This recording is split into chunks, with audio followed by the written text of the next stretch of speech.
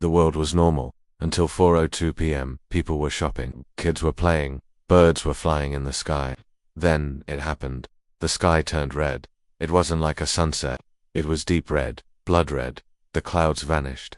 The sun disappeared. The air turned cold. At first, people thought it was an eclipse. Then came the sound, a low, humming noise like a giant machine turning on. It came from the sky. People stopped and looked up. Phones stopped working. Radios went silent.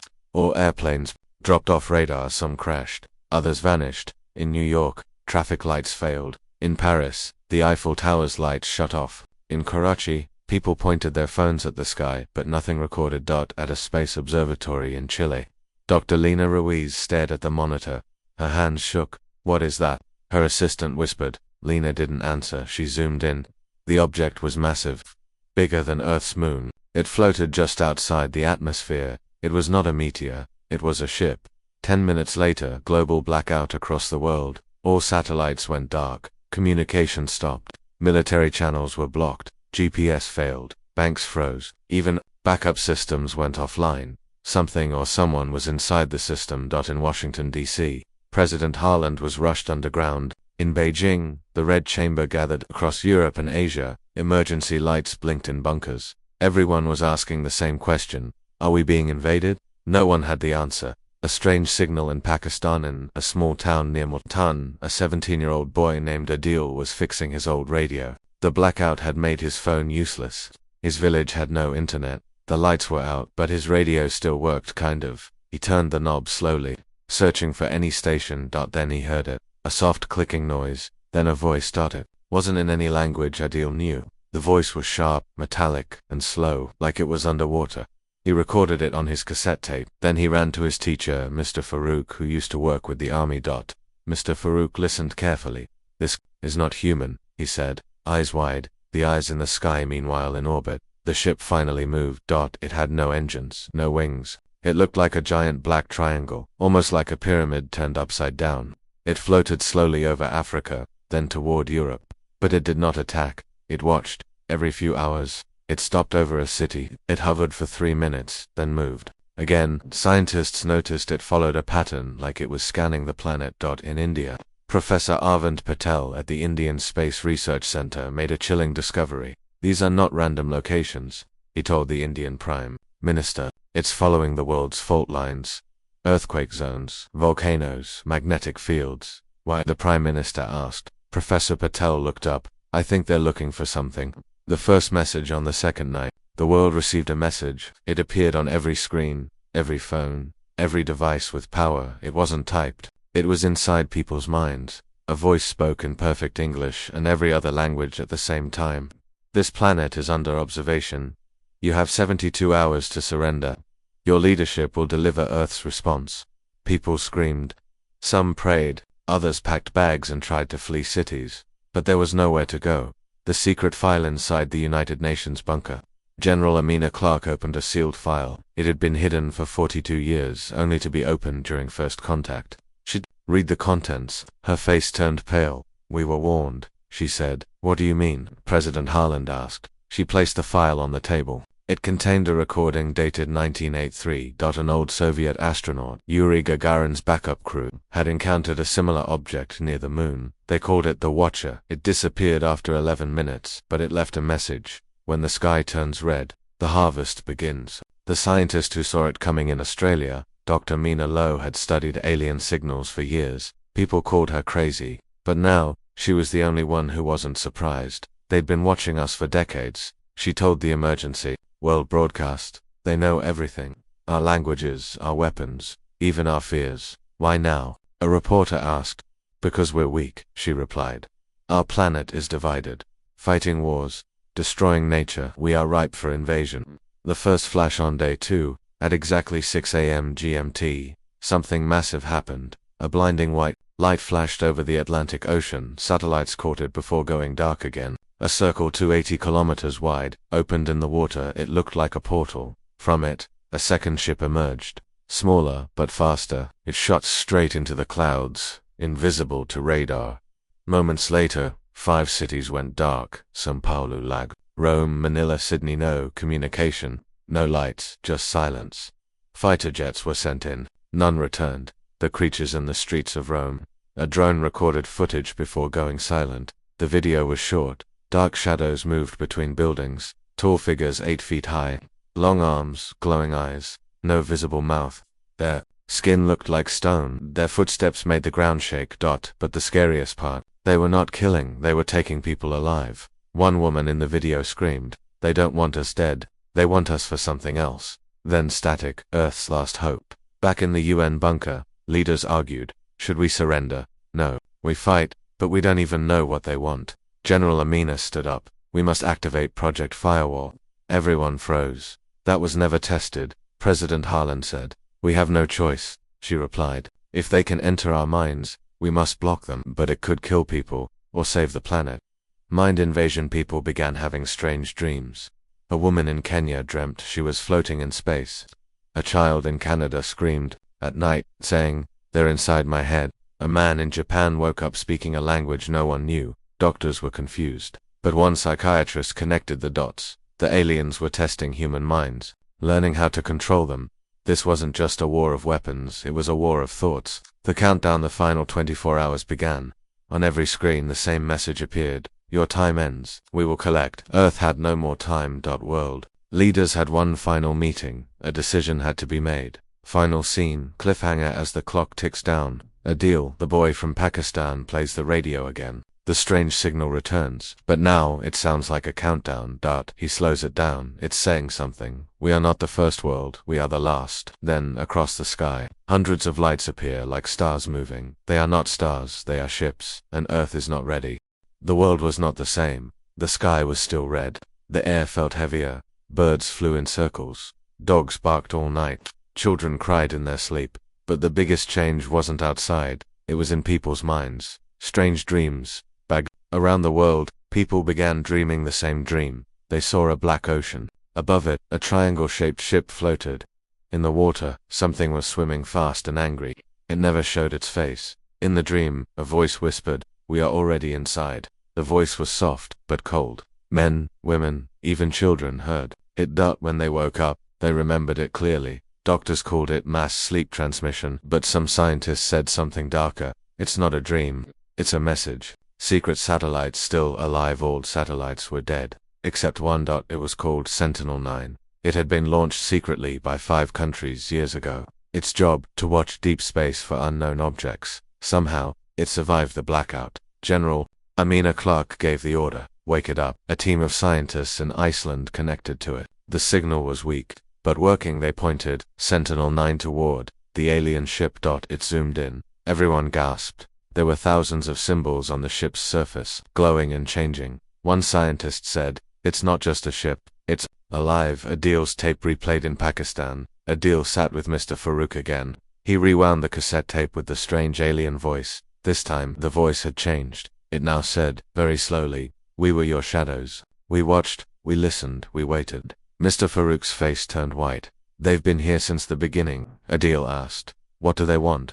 Mr. Farouk didn't answer, but he knew. Hidden truth. 1983 Soviet mission. Back at the UN bunker, President Harlan read the secret 1983 file again. It said, the Soviets found an alien object near the moon during a secret mission. The object was black, silent, and shaped like a blade. Cosmonauts recorded strange voices in their heads. The object vanished. Weeks later, those cosmonauts died in their sleep. Every one of them. Their last words were written in the report. They are not outside, they are behind the eyes. The silent cities. 5 cities had gone dark in Part 1, São Paulo, Lagos, Manila, and Sydney. Now, drones were sent to investigate. None returned. Only one drone from Manila sent 14 seconds of footage. Before it stopped, the video showed streets full of people standing completely still. Their eyes were glowing, their mouths moved, but no sound came out. A scientist said, "They are not dead, but they are no longer themselves." Project Firewall begins in the secret base under Greenland. Project Firewall was activated. It was a powerful system that could block brainwave signals, protect minds from control. But it had one risk. If used wrong, it could shut down the human brain. General Amina gave the green light to test it on 100 volunteers. They wore helmets and entered the simulation room. At first silence, then screaming. Only 61 survived. But those who lived said something shocking. "We saw the source. It's not the ship. It's under Earth.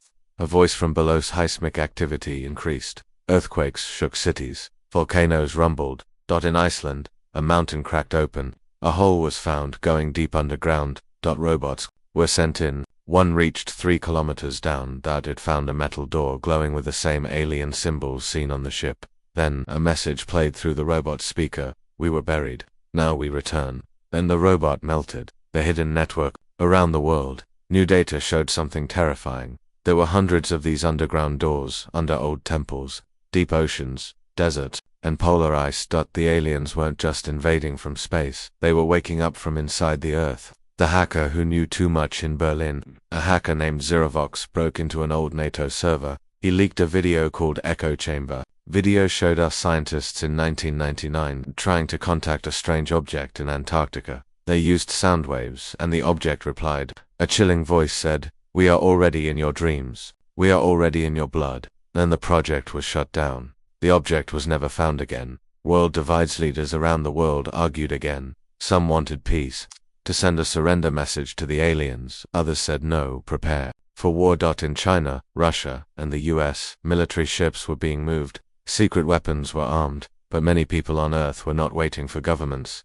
They were building bunkers, burning their phones, wearing metal hats to block signals, forming secret groups called the Pure Minds. They believed something worse was coming, not death, control. The alien calendar. Day 3.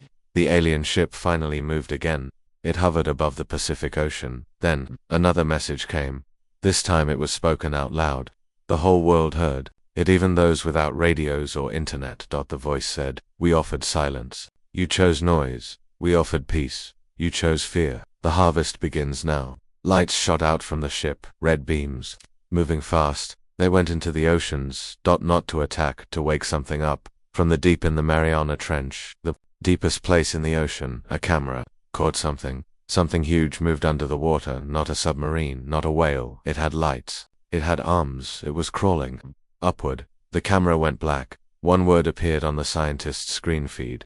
Human-alien connection. Back at the secret base, Dr. Mina Lowe made a new discovery. She was studying alien DNA from a creature found in the ruins of Rome. What she found was impossible. The DNA had human pieces, tiny parts, matched ancient human bones from 10,000 years ago. She said out loud, "These things didn't just come to Earth, they helped build us." Final hours begin. Their 72-hour countdown was almost over. The world was silent. The red sky had not changed. Then, one last signal came through. Sentinel-9. It was not from space. It came from inside Earth's core. It said, "We rise now. Humanity will return to the dark." Final scene. Cliffhanger. In the middle of the ocean, hundreds of black shapes began rising from the water. Triangle ships, tall machines, crawling beasts. In the sky, the red clouds parted for the first time, and behind them was not a sun. It was a face, not human. Not kind, watching Earth like it was a toy. Adil's radio crackled one last time. "They never left. We are not the first. We are just last." The red sky still hung above Earth, but now, the waiting was over. The aliens had spoken. They had warned. They had counted down. Now, they attacked. The pods arrive. It began in silence, just after midnight. In total darkness, strange black pods started falling from the sky. At first, they looked like meteors, small, fast, and hot. But they didn't crash. They landed gently, like they were guided by invisible hands. They landed in parks, on rooftops, inside stadiums, near schools, in the middle of cities. Cities under siege. New York, Tokyo, Cairo, Istanbul, Nairobi, Karachi, Mexico City, all hit at the same time. People ran outside to see what had fallen. That's when the pods opened. Gas hissed. A red mist spread out. Then the creatures came out. Tall, cold, black. Armor, long fingers. No eyes. Just a smooth face like a mask. They did not scream. They moved fast. Silent. Sharp. They didn't kill randomly. They picked people. Only some. They scanned faces, then took them. The pulse attack military units tried to stop them. Soldiers fired bullets, missiles, drones, but the aliens released a magnetic pulse. Electric weapons failed. Metal twisted. Jets crashed mid-air. Only old-style weapons worked. Swords, flamethrowers, even bows. It was like fighting a ghost army with sticks. Resistance begins in Brazil. A local gang named Los Leones used machetes to protect their street. In Lahore, An old soldier named Malik used a hunting rifle to save 14 people. In Nigeria, women threw firebombs from rooftops. Across the globe, small groups fought back. No orders, no leaders, just courage. The world began to resist. A discovery in Rome. While in Rome, one of the first cities to fall, a special team entered the ruins wearing radiation suits. They found something inside a broken alien pod. It was still alive but dying. The alien reached out with its long hand. It touched one soldier's face and whispered in English, "I remember the fire, the wheel, the sky god." The scientist gasped, "Wait, it's remembering human history." The alien's body melted into dust. The team scanned its brain. Inside were human memories. Adil's recording goes viral back in Pakistan. Adil uploaded his alien radio recording online. He added subtitles. The video spread fast. People started reporting that the same voice was speaking in their dreams. It repeated one thing: "We were once one. You forgot. We returned to remind you." Was it a warning or something worse? The first Earth strike inside a US military base. General Armada gave a bold order: launch the Striker drones. Striker drones were new, AI-powered, built for space and city warfare. They didn't use metal, no electronics, only biofuel and sound navigation. They were the only working weapons left. At 2 p.m. GMT, they launched over Cairo. 10 drones. Fast, smart, deadly. They targeted alien pods and fired sonic charges. For the first time, an alien screamed.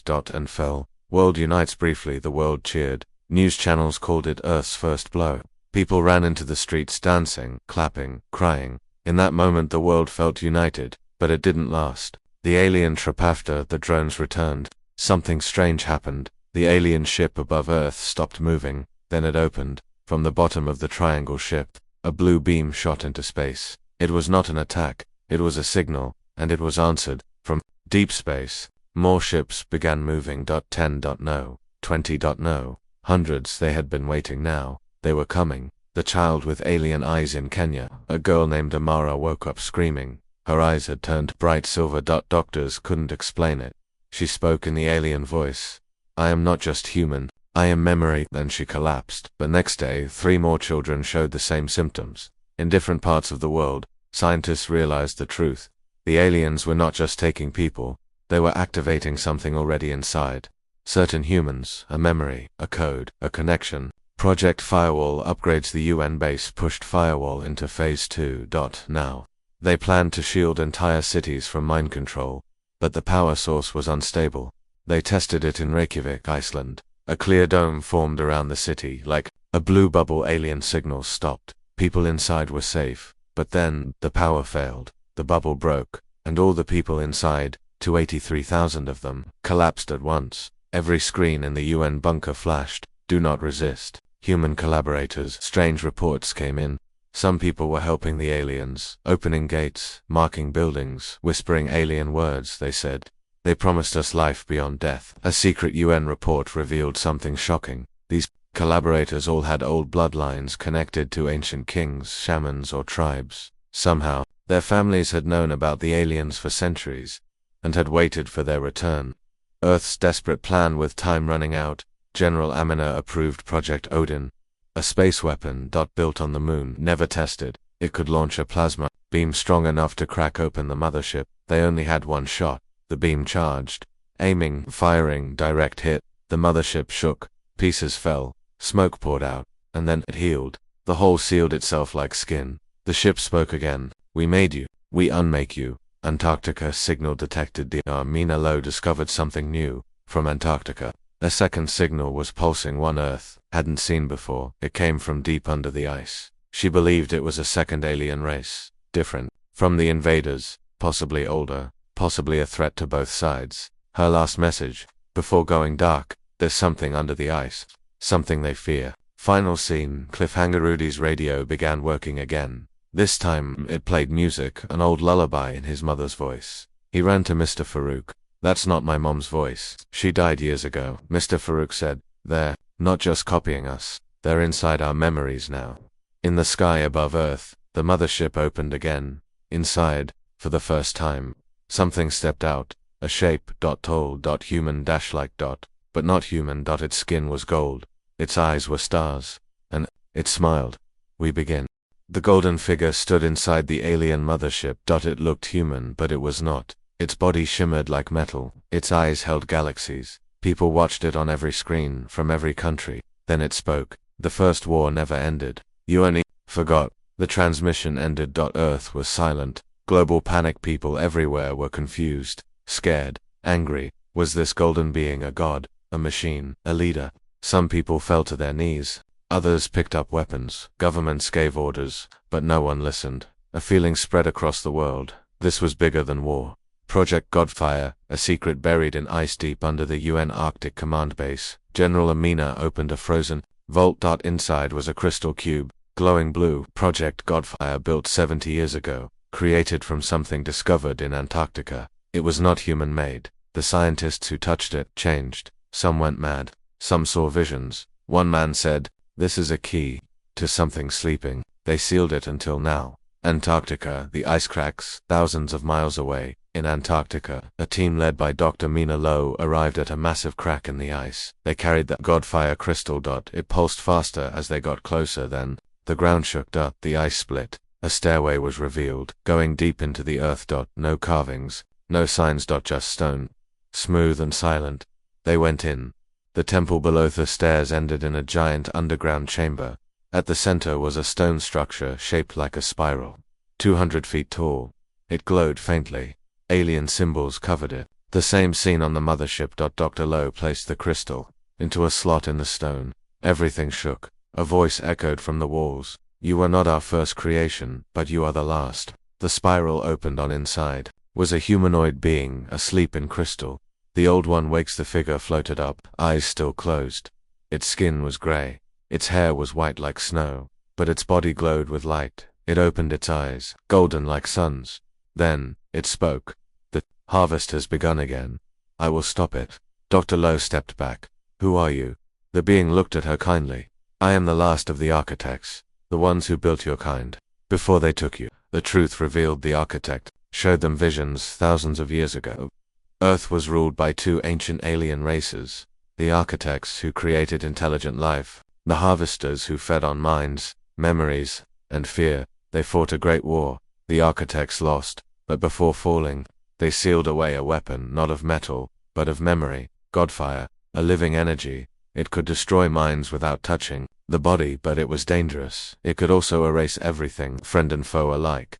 Earth learns the risk back at the UN Command Center. The data came in. Using Godfire could stop the alien invaders, but it came at a price. It would damage the minds of millions. People could lose language, memory, identity. President Harland asked, "Is there a way to target only the aliens?" The answer came from the architect, now speaking through satellite. "Yes, but only one person can control it." Who? The architect looked toward Pakistan. "The boy who hears the sky.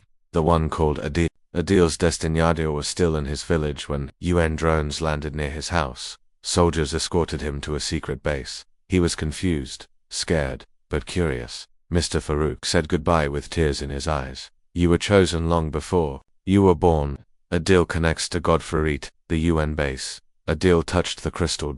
It flashed. His mind filled with images, stars, cities, war, peace, light. He spoke in the alien language, then in perfect English. "It's not just a weapon, it's a memory reset for the world." General Amina asked, "Can you use it?" Adil nodded. "But if I do, I might not come back." Alien counterattack. While the Godfire chamber activated, the alien mothership moved again. It flew over Paris, Moscow, and Delhi. More pods dropped. But these were different. They didn't open, they dug into the ground, fast and deep. People screamed as the earth shook. The mothership spoke once more. "Return to the dark. You were not meant to awaken inside the alien mind, dear." Lowe used a psychic link to understand the golden being. She saw what it really was, a hollow king made from stolen minds, a collector of intelligence, a memory thief. Its goal was not destruction, but collection. It wanted to archive humanity, and then erase it. The final choice in the frozen chamber. Adil stood alone, his hand hovered over the activation symbol. The architect said, "If you press this, the Godfire will spread. The world will forget pain, and also joy. But the enemy will forget who they are. They will lose their hold." Adil looked at the sky through the glass. He thought of his family, of music, of stories, of smiles. Then he pressed his hand down. Light across the world. A pulse spread from Antarctica. It was not fire. It was light. It entered minds, not bodies. Aliens screamed in pain. Ships dropped from the sky. The golden figure clutched its head. No, the network. I am forgetting. Then it vanished. The mothership shook violently, and then it stopped, frozen mid-air, silent. But something went wrong. Godiel opened his eyes. He was not in the chamber anymore. He was floating in space. Memories flashed around him, not his own. Everyone's. He had become the memory vault. The Godfire's new host. He whispered, I am everyone. Final scene. Cliffhanger. Back on Earth. The skies cleared. The red clouds faded. People looked up for the first time in days, and saw stars again. In the UN bunker, President Harland asked, did we win? General Amina answered, for now. But then, the radio crackled. A female voice whispered, he woke the fire. But fire brings shadows. And far beyond the solar system, more ships began to turn. They were not harvesters, they were something older. They were coming. The sky cracked. A red light spread across the planet. Not fire, not storm, but memory. The gate had opened, and Earth remembered everything. No more borders across every country. Screens lit up. From villages to bunkers. One voice spoke. This is no longer about nations. This is about survival. Soldiers, civilians, hackers, monks, and farmers picked up what they could. The planet united, not under one leader, but under one truth. This was humanity's last stand. Adil awakens inside a white void. Adil opened his eyes. He stood at the edge of something vast. Millions of voices spoke through him. He was now the memory of Earth. The architect appeared beside him. You are the only bridge. You carry the song of pain, and the seed of hope. Adil saw what Earth really was. Not a prison, not a world, a test.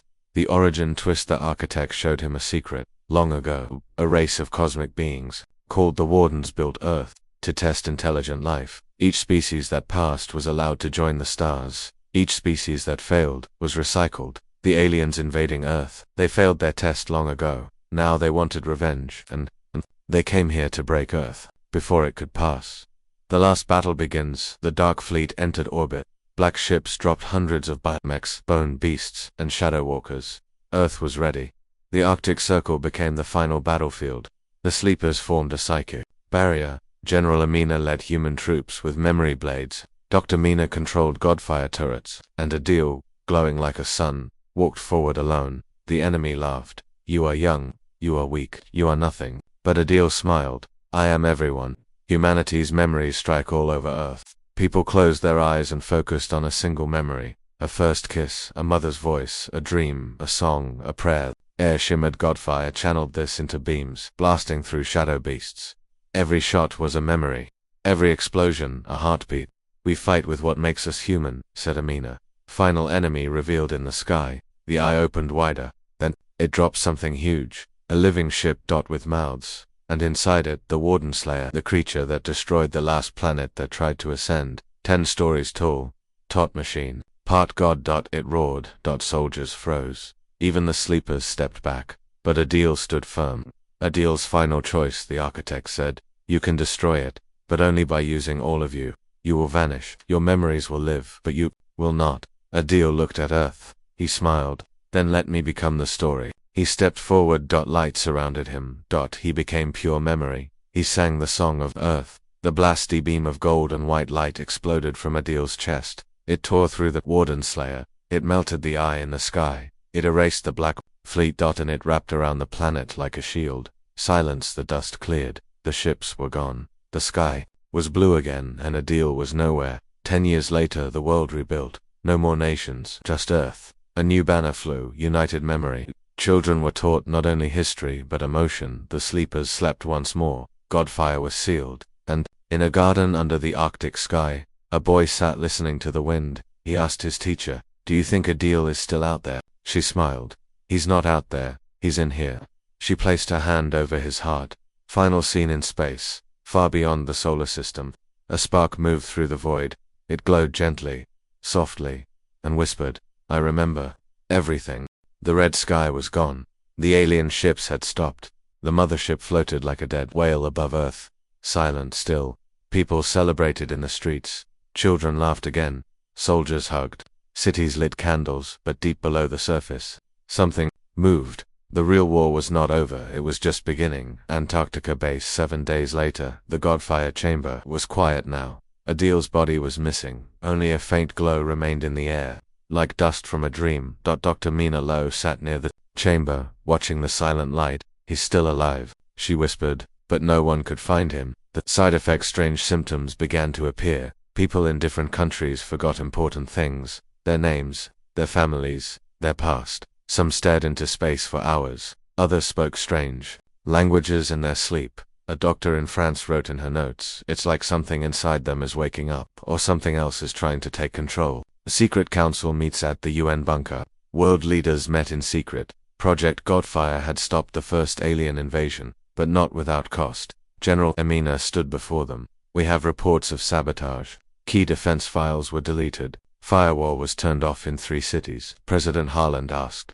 "By who?" She answered, "We don't know yet." The search begins. A global investigation started. Agents searched government offices, tech labs, military bases. They looked for traitors. Someone had helped the aliens during the invasion. They found symbols, the same alien runes drawn in blood under tables, on walls, in notebooks. One message appeared again and again. "We remember." The first home, the memory leak in Japan. A scientist found something terrifying. He studied brain scans of people affected by the Godfire wave. Inside the scans, he saw 2 brain patterns. One was human, the other was something else. Not fully alien. Not fully human. Something in between. He called it the hybrid code. It was spreading. Adil's returned or suddenly woke up in a hospital room in Karachi. He didn't remember his name, but he spoke 27 languages. He knew facts no one had taught him about history, space, the inside of the alien mothership.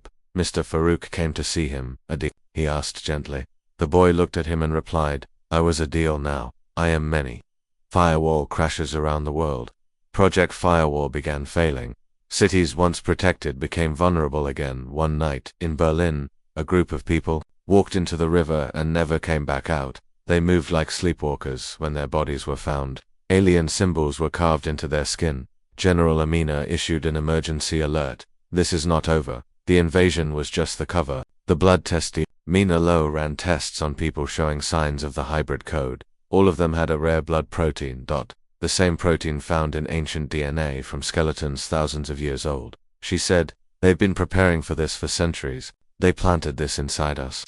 The hacker revelation in Lagos. The hacker Zero Vox returned. He broke into a dead satellite's black box. Inside, he found a file marked vessel list, names, thousands of them, from every country, people still alive. People high in power. One note read, "Ready for switch." Zero Vox uploaded the file to the dark web. And then he vanished. The sleeper agent in Moscow, a UN pilot named Colonel Vikov, was about to enter orbit. He had flown many missions during the war, but this time, something was wrong.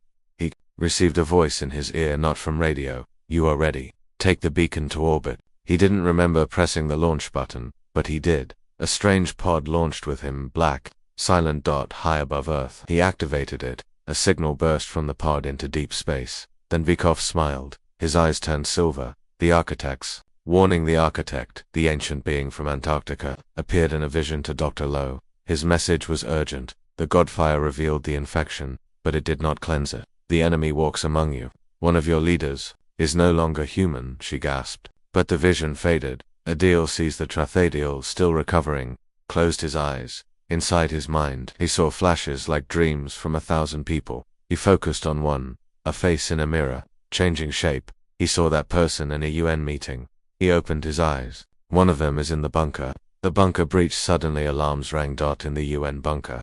A guard opened the wrong door. Behind it, a creature. It looked human. Until it smiled. Its skin peeled. BACK, a second face underneath. Slick, pale, no eyes. The lights went out. Gunshots echoed. When the backup power returned, 7 people were dead.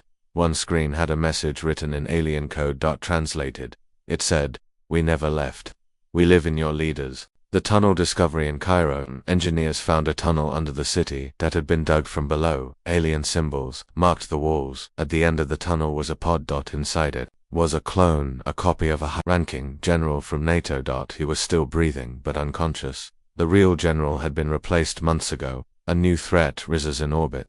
The pod activated by Colonel Vykov released tiny black objects, each one the size of a coin. Thousands of them fell toward Earth like dust. When they landed, they crawled tiny machines, silent, looking for hosts. A new phase had begun. Final scene. Mina Lowe sent one last message. This is no longer about fighting an army, this is about identity.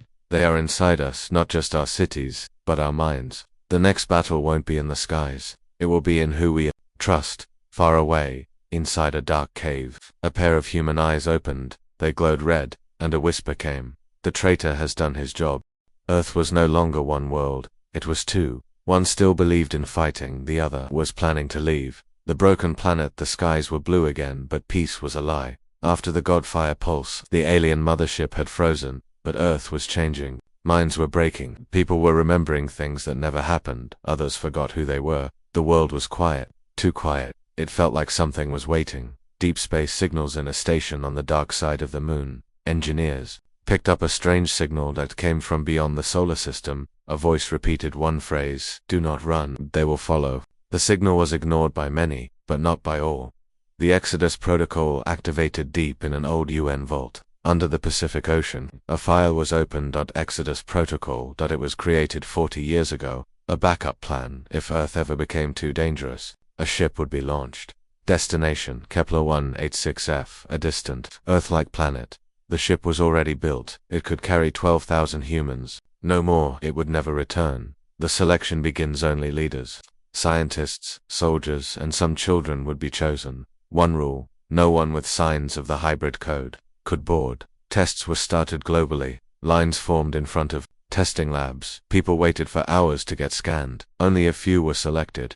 The rest were told, "You must remain." For Earth's sake, anger grew, protests spread, riots began. Adil's warning Gil, now fully awake, appeared on screens across the world. His voice was calm but full of sorrow. "You think you can escape them, but they were inside you. Before the ships came, they do not need to follow you. They are already part of you." He closed his eyes, then opened them, glowing bright. Exodus is not salvation, it is delivery. The first launch attempt in Greenland, the launch site was prepared. People were loaded onto transport shuttles. One shuttle lifted off halfway through the sky. It exploded. Sabotage. A note was found at the blast site written in alien script. "No one leaves the farm." A hidden map back at the UN base. Dr. Mina Lowe examined Adil's brain scan. Buried in his memory was a star map, old, broken, hard to read. It pointed to a region of space never explored. She decoded the name. The Vault of Sleepers. It wasn't a planet, that it was a prison. Possibly where the first wave of architects were trapped long ago. Mina believed they might still be alive or dreaming. If we reach them, they could help us.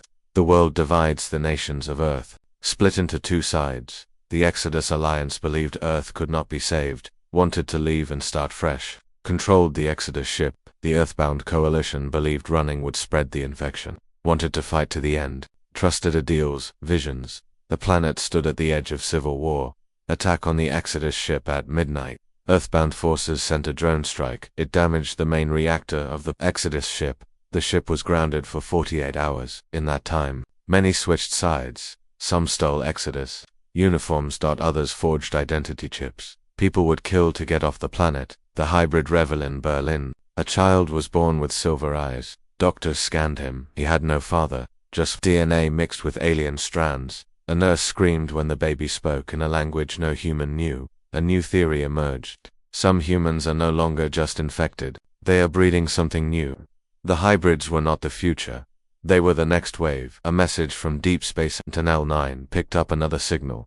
It was not a warning, it was a countdown. Return of the harvest in 21 Earth days. It was not the mothership this time. It was the source. Something far more powerful. Buried, sleeping, waking. Adil's final vision. Adil collapsed. His body glowed with heat. Dr. Mina Lowe held his hand as he whispered, "I see them. The real ones. The ones that made the architects. They are cold, older than time, and they do not care who wins. They want Earth because Earth is not a planet." She frowned. "Then what is it?" he gasped. "It's a cage." Then he went still, not dead, not alive, just locked in place, the eye in the sky in orbit. The frozen alien mothership began to glow again. Its surface cracked like old skin. From the cracks, a new form emerged. Not a ship, an eye. Massive looking. At Earth. Watching. Waiting. And then, one word was whispered across every screen: radio and mind. Choose. Final scene, cliffhanger. The Exodus ship was repaired. The launch countdown restarted. Dr. Mina Lowe stood at the gate, holding a child's hand. She looked back. General Amina, leading the Earthbound army, nodded once. We'll hold the line. In space, a portal began to open. Dark red, and inside, stars were dying. The next fleet was almost here. The Exodus ship stood ready. The sky was quiet.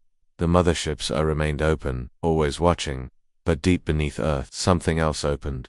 Earthquake and silence at 3:44 a.m. All over the world reported the same thing, a deep tremor.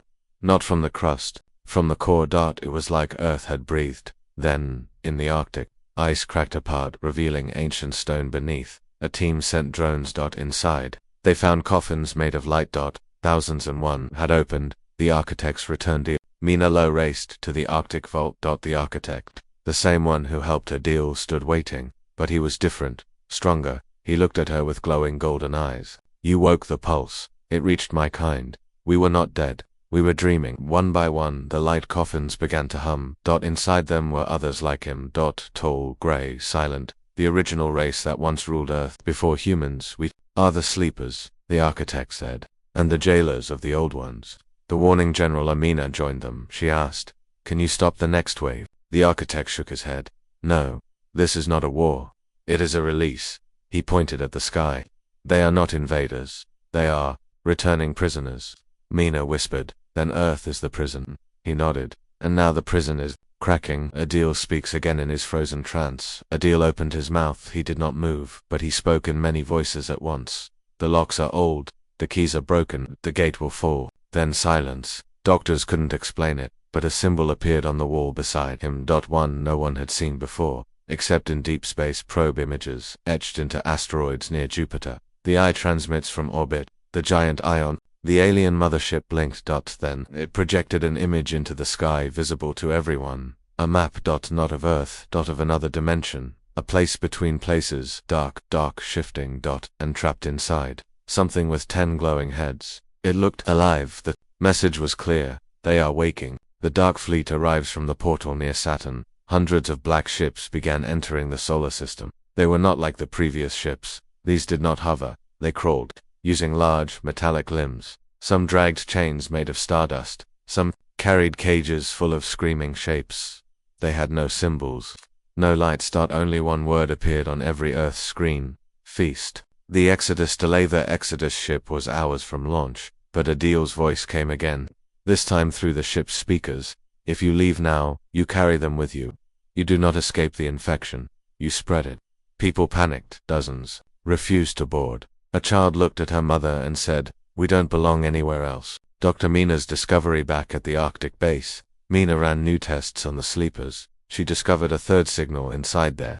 DNA. It pulsed in time with Earth's magnetic field. It was ancient, older than bones. She decoded the message. "We are the wall when the wall sleeps.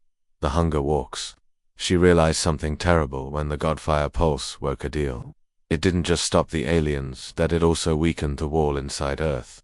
A wall built by the sleepers, and now it was falling. The underground breakout in Mexico, India, South Africa, and Indonesia. Strange craters appeared, not from above. From below. Black mist rose from each one. Creatures began climbing out. Not alien, not human. Mouths across their skin, bones outside their bodies. They didn't attack cities. They followed a path to the Arctic. To the sleepers. The last line. General Amina sent elite forces to protect the sleepers. Thousands of soldiers stood in a circle around the ancient vault. Tanks, drones, blades, and still, the creatures came. The first line fell. The second line held, but only barely. The architect stood calm. "They are drawn to our memory. They feed on what we forget." Dr. Mina said, "Then we fight with memory. Memory weapons using brain scans." Scientists created something new, memory blades. Each one was coded with a strong memory, a birth, a death, a victory. When the blade touched the creatures, it burned their skin. "Pain means we're alive," one soldier said, and they fought with memories. The vision of the Corridor's body floated off his hospital bed. He whispered one last time, "I see the first flame. It lives in Earth's core. It is not ours. It dreams of burning stars." Suddenly the Earth shook. A volcano in the Pacific exploded, but instead of lava, it spewed liquid light. The architect looked up. The gate is almost open. The choice Mina stood with the architect. She asked, if Earth is a prison and the monsters are inside, what are we? The architect replied, you were the guards, but you fell asleep. She looked at the other sleepers. Then wake us all. Final scene, cliffhanger, in the middle of the Arctic ice. The ground split. A pillar of light shot into the sky. All over the world. People stopped and looked up and remembered something, not a dream, not a story, a time before time. When Earth was not a world. It was a key, and now the lock was turning.